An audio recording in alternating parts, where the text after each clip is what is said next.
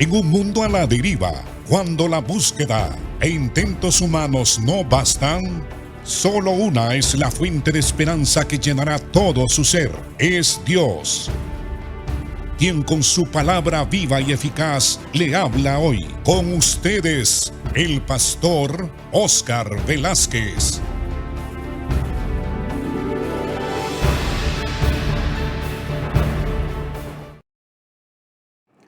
Continuamos, amados hermanos, hablando de este tema tan importante, crucial, sobre la encarnación o nacimiento de nuestro Señor Jesucristo. ¿Por qué? ¿Cuáles son las razones? Los propósitos que Dios revela en las Escrituras para enviar a su Hijo Jesús al mundo. Hace más de 2000 años, Jesucristo tomó forma humana en el vientre de una mujer virtuosa llamada María, la cual creyó el mensaje que el ángel le dio, no dudó. Ella dijo: hágase conmigo conforme a tu palabra, he aquí la sierva del Señor. Y cuando escudriñamos las Escrituras y estudiamos las profecías que hablan de este acontecimiento de la encarnación de Cristo, tanto en el Antiguo como Nuevo Testamento, entonces podemos comprender la magnitud de los propósitos y designios y de la sabiduría divina al haber enviado a su Hijo Jesús. El ángel le dice a María que debe de ponerle el nombre Jesús. Lo mismo, el ángel le habla a José que debe de ponerle al niño que nacerá del Espíritu Santo el nombre de Jesús, que significa Dios salva o Salvador. Y explica la liberación, la salvación, la redención principal que iba a hacer este niño cuando creciera y llegara a los 33 años. Él dice: y él salvará al pueblo de los pecados, dando a entender con esto que él tenía que morir, y una muerte redentora, liberadora y vicaria. La palabra vicaria significa que él murió por los pecadores, por usted, por mí, por todos los que hemos creído en Cristo, por todos los pecadores.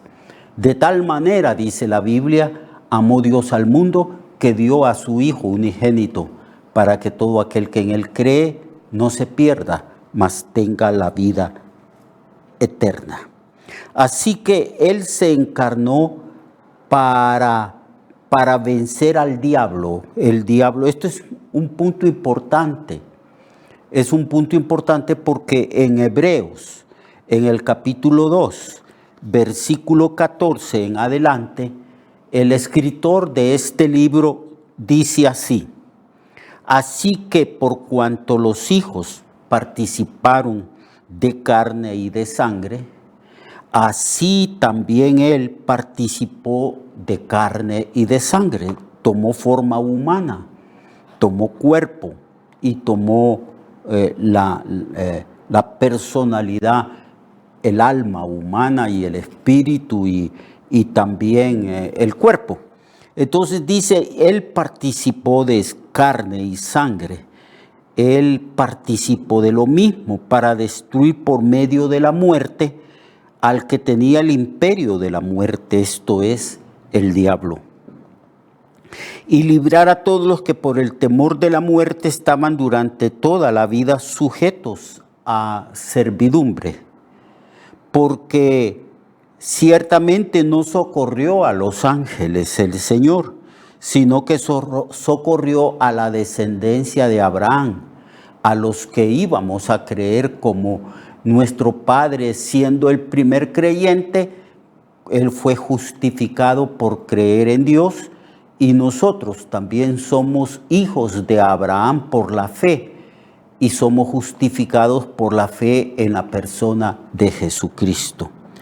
Así que socorrió a la descendencia de Abraham, por lo cual debía de ser en todo semejante a los hermanos, para venir a ser misericordioso y fiel sumo sacerdote en lo que a Dios se refiere, para expiar los pecados del pueblo, pues en cuanto él mismo padeció siendo tentado, es poderoso para socorrer a los que son tentados. Esta porción, este texto de la Biblia, nos dice que Cristo participó de carne y sangre como nosotros, se hizo hombre como nosotros, 100% hombre y 100% Dios. Eso lo sabemos, aunque no podemos explicarlo con palabras. Solamente puede revelarlo el Espíritu Santo que está en nosotros. Nos habla de cómo fue la encarnación de Cristo. Pero nos habla de otro propósito. Él dice que vino a destruir al diablo. Él dice que vino a destruir por medio de la muerte al que tenía el imperio de la muerte. Y especifica que es el diablo el que tenía el imperio de la muerte. Podríamos plantearnos una pregunta aquí. ¿En qué consiste ese imperio de la muerte? ¿Por qué el diablo tenía el imperio de la muerte? Bueno, nosotros sabemos que Adán y Eva tenían vida, pero que a causa de la tentación del diablo, ambos pecaron contra Dios. Y Dios les había advertido que la muerte iba a entrar a la raza humana si ellos desobedecían el mandato de no comer el árbol, la fruta del árbol de la ciencia del bien y del mal. Nosotros vemos que uno de los personajes importantes allí es el tentador, el diablo, Satanás, que vino y tentó a Eva y la hizo desobedecer el mandato divino, y que luego Adán comió de la fruta que había comido su esposa Eva. Ambos pecaron y ahí fue que entró la muerte. Ahí es donde Satanás obtiene imperio sobre la muerte, porque es el causante de la tentación y de la muerte espiritual del hombre y física del hombre, a causa de que los tentó para desobedecer el mandato divino. Entonces Jesucristo también, como postrer Adán, porque el primer Adán era representante de la raza humana, y Cristo se presenta en las Escrituras, amados hermanos, como el postrer Adán y como el último Adán, como la cabeza federal de una nueva creación. Así presenta las Sagradas Escrituras a Jesús. Y Jesús, por medio de su muerte expiatoria y redentora allí en la cruz, libera a todos los seres humanos que habían estado sujetos por el temor de la muerte al poder de Satanás. Al morir Cristo y expiar nuestros pecados, al morir Él y redimirnos de nuestros pecados, ya el diablo no tiene ningún asidero legal sobre nosotros. Así fue como Jesucristo, en su encarnación y por medio de la muerte, destruyó al que tenía el imperio de la muerte, es a saber, el diablo.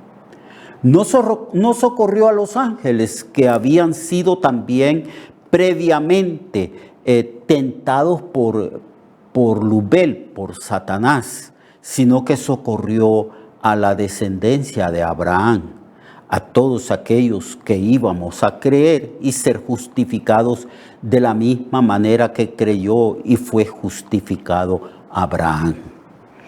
Entonces, ¿ve usted que aquí se declara que participó de carne y de sangre? Era necesario ofrendas, holocaustos, la sangre de machos cabríos y de animales no te agradaron, dice Jesucristo cuando Él tomó forma humana, mas me preparaste cuerpo. Me diste un cuerpo porque Jesús ofrece ese cuerpo, ofrece su vida en expiación y redención de nuestros pecados.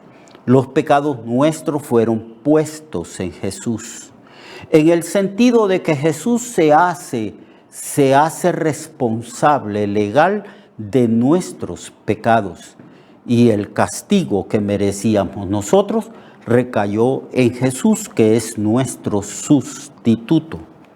Esa es una explicación más detallada y profunda de lo que anunció el ángel a María. Llamará su nombre Jesús, porque Él salvará al pueblo de sus pecados.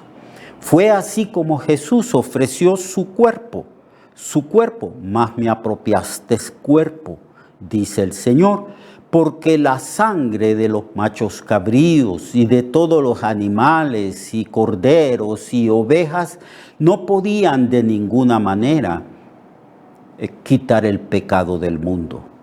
Era Cristo como ser humano, que era el sacrificio de Dios. Por eso Juan presenta a Jesucristo diciendo: he aquí el Cordero de Dios que quita el pecado del mundo. Así que en estas fiestas navideñas deberíamos de meditar en esta verdad maravillosa. Cristo se hizo hombre, tomó forma humana, participó de carne y también de sangre. Se apropió de un cuerpo en el vientre de su madre María para ofrecer ese cuerpo en un sacrificio cruento, en una cruz. Los pecados nuestros fueron cargados en el cuerpo de Cristo, y el cuerpo de Cristo fue molido por nuestros pecados, traspasado de manos y de pies, también azotado. Le pusieron una corona de espinas sobre su frente, fue golpeado, fue insultado y escupido y clavado en la cruz. Y ahí en la cruz el Señor voluntariamente ofrenda su vida y su cuerpo en expiación de nuestros pecados. Él ya había declarado a sus discípulos este misterio. Él había dicho: yo como pastor de las ovejas pongo mi vida por las ovejas. A mí nadie me quita la vida, dijo el Señor. Yo de mí mismo la pongo. Tengo poder para poner mi vida en expiación de pecados y para volver a recobrar mi vida. Este mandamiento recibí de mi Padre. Esta declaración profunda del Señor, hablando del significado de su muerte expiatoria y de su resurrección, nos habla que Cristo vino a cumplir un plan de salvación, y que Jesús se sometió a la voluntad de su Padre, entregando su vida y su cuerpo para expiar y para redimirnos de todo pecado. Es lo que declara el escritor de Hebreos, que Cristo participó de carne y sangre para destruir por medio de la muerte expiatoria al que tenía el imperio de la muerte, que es Satanás. Porque Satanás tenía, por así decirlo, un asidero legal sobre los seres humanos. Los seres humanos están bajo la potestad del diablo, bajo la potestad de Satanás. Pero cuando esas personas que están bajo el poder del diablo escuchan el Evangelio y la obra de redención de Cristo y aceptan, creen en Cristo, entregan su vida a Cristo, tienen fe en Cristo y en su obra en la cruz, esas personas son liberadas del pecado y son liberadas del poder de Satanás. En ese sentido, el diablo fue destruido. Fue ciertamente desactivado su autoridad y poder usurpante sobre los seres humanos. Así que él debería de ser en todo semejante a sus hermanos, que somos nosotros, para venir a ser misericordioso y sumo sacerdote en lo que a Dios se refiere, para expiar los pecados del pueblo. Hay una explicación más amplia también sobre el triunfo de Cristo sobre Satanás en Colosenses. Colosenses en el capítulo 2, versículo 13 al 15, dice así: y vosotros estando muertos en el pecado y en la incircuncisión de vuestra carne, os dio vida juntamente con él, perdonándoos todos los pecados, anulando el acta de los decretos que había contra nosotros, que nos era contraria, quitándola de en medio y clavándola en la cruz, y despojando a los principados y a las potestades, los exhibió públicamente, triunfando sobre ellos en la cruz. Al expiar, al morir Cristo por nuestros pecados, desactivó el poder que el diablo tenía sobre nosotros. Y Jesús despojó de ese poder a los principados, a las potestades, a los gobernadores de este mundo, a las malicias espirituales en las regiones celestes. Despojó de toda autoridad al diablo, porque nosotros ahora hemos sido trasladados de la potestad del diablo a la potestad de Dios. Ahora somos hijos de Dios y el maligno no nos toca. Ahora se nos ha dado toda potestad y fuerza sobre las fuerzas del maligno. Y como dice Pablo en las Escrituras, mi Dios pues aplastará en breve a Satanás bajo vuestras plantas o bajo vuestros pies. Si somos liberados allí en la cruz, allí en la muerte redentora de Cristo, allí en la muerte expiatoria, vicaria y sustitutoria de Cristo, fue vencido al diablo en una gran batalla. Y el diablo ha sido definitivamente y para siempre vencido. Ahora el diablo huye, porque se nos ha dado toda autoridad y Cristo fue exaltado a la diestra del Padre y el Padre le dijo: siéntate a mi diestra hasta que ponga tus enemigos por estrado de tus pies. El diablo va huyendo. El evangelio va siendo predicado en toda cultura, a todo ser humano, de toda lengua, de todo origen, de toda raza. En todo continente, en todo lugar, el evangelio está siendo predicado y el diablo tiene que huir. El diablo ha sido ya vencido. Y se nos ha dado a nosotros toda autoridad, porque Cristo dijo: me es dada autoridad en el cielo y en la tierra, por tanto les delego esa autoridad, vayan y prediquen el evangelio a toda criatura. El que creyere será salvo y el que no creyere será condenado. Creer en Cristo no solamente es ser salvo de la pena del pecado que es el infierno. Creer en Cristo es haber sido trasladado del poder del diablo al poder de Dios. Creer en Cristo y la encarnación de Cristo implica que se nos ha dado autoridad sobre toda fuerza del enemigo y que el enemigo ha sido ya vencido. Que Jesús en su muerte en la cruz despojó a los principados, a las potestades satánicas, triunfó sobre ellos exhibiéndolos en la cruz. Así que, amado hermano, este es otro de los propósitos de la encarnación de Cristo. Cristo vino como un ser humano y enfrentó a Satanás de la misma manera como Adán había enfrentado a Satanás y había sucumbido ante la tentación del diablo. Ahora Cristo, como el postrer Adán, se enfrenta al diablo durante toda su vida y fue tentado en todo, pero sin pecado. Y Cristo fue tentado también por el diablo y le dijo: vete, Satanás, escrito está, al Señor tu Dios adorarás y a Él solo servirás. Así pues, hermano, ese es otro de los propósitos de la encarnación. Así que en estos días de fiesta, de conmemoración, de memoria que hacemos de Cristo, del escrutinio que hacemos de las Escrituras para saber el significado exacto de la encarnación de Jesús, nosotros debemos de celebrar esta fiesta como verdaderos cristianos.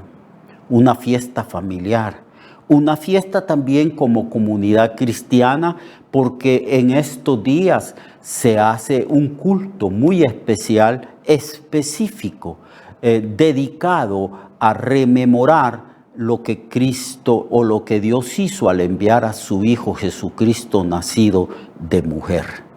Meditando en ello, escudriñando, profundizando sobre los misterios de la encarnación y del nacimiento de Cristo, teniendo un gozo sano y celebrando esta fiesta conforme a los principios divinos, con gozo, con paz, con alegría, regocijándonos que un día Cristo vino al mundo a habitar con nosotros, hizo su tienda con nosotros. Así que vamos a seguir meditando de estas cosas y mañana seguimos hablando sobre el nacimiento de Jesucristo, sobre la natividad o Navidad de Cristo. Lo espero mañana. Mientras tanto, gocémonos y alegrémonos, porque Dios nos visitó en la persona de Jesús, su Hijo amado. Amén.